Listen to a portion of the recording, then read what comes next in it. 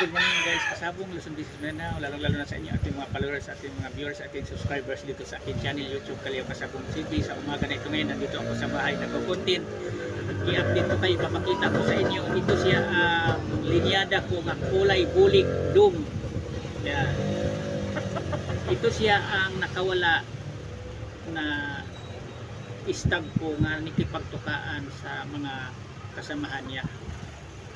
Kaya sira-sira ang mukha, kagagaling lang, sira ang tuka.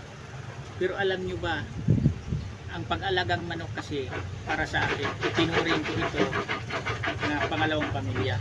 Hindi ko itinuring na manok lang yan, hayop lang yan. Itinuring ko nga pangalawang pamilya. Inuwi ko dito sa bahay kasi hindi siya makakain, sinusubuan ko. Ito, nakarecover. Buhay na buhay, masigla na siya ngayon ulit. Yan. Kagagaling lang sa pasa sa mukha. Ito ang pagpatunay ko sa inyong mga baguhan pa lang na sa pag-alagag manok, kailangan dito na mayroon tayong pagmamahal. Huwag nating ituring nga manok lang yan, hayop lang yan. Ituring natin ang ating mga alagang mga manok na pangalawang pamilya. Iyan ang ginagawa ko sa aking mga manok. Nag-alaga ako ng mga manok, nagpapalahi ako, nagbibreed ako ng manok. Binigyan ko sila ng pagmamahal. Sapat na pag-alaga, ibinigay ko sa kanila ang kumplitong pangailangan sa pang-araw-araw, vitamins, feeds, pagkain. Hanggang dumating sa time na ito siya na disgrasya, nikipagtukaan, sira-sira ang tuka.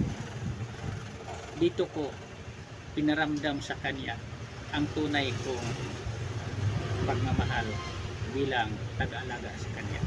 Ayan, ang importante dito sa pagmamanok, hindi lang tayo alagang-alaga lang tayo tapos mapabayaan man lang natin. Kung magmamanok man lang tayo, kailangan ibigay na natin ang todo natin support sa pag-alaga sa kanila. Parang maganda ang kanilang mga pangatawan. Kung maganda ang pangatawan sa ating mga alagang mga manok, maganda din ang presyohan kung gustuhin natin mag-out, magbenta tayo. Yan ang pinaka-importante dito sa pagmanok. Kailangan dito sa pagmanok, matyaga tayong mag-alaga. Tulad nitong sa akin, pinagtyagaan ko siya, nga sinusubuan ko siya. Dahil sayang, malaki na, istag na, pagkatapos, mapabayaan ko lang siya. Kahit ganito man ang nangyari sa buhay niya, pero hindi pa rin nagbabago ang pagmamahal o pagtingin ko sa kanya. Dahil itong linyada na ito ng mga kulay bulik ko, maganda ang mga performance ito na ipinapakita. Hindi ako pinapahiya ito sa kumukuhang manok sa akin, sa nagpakabili sa mga nauna nito sa kanyang unang palahi ko, pinagka-champion nila. Ang laking bagay ito sa akin na mayroon akong linyada na mga ganitong kulay na pagkamanok din. Bawat isa ka magmamanok, iba-iba din ang ating karanasan sa buhay sa pag-alagang manok. Ito naman ang binahagi ko sa inyo,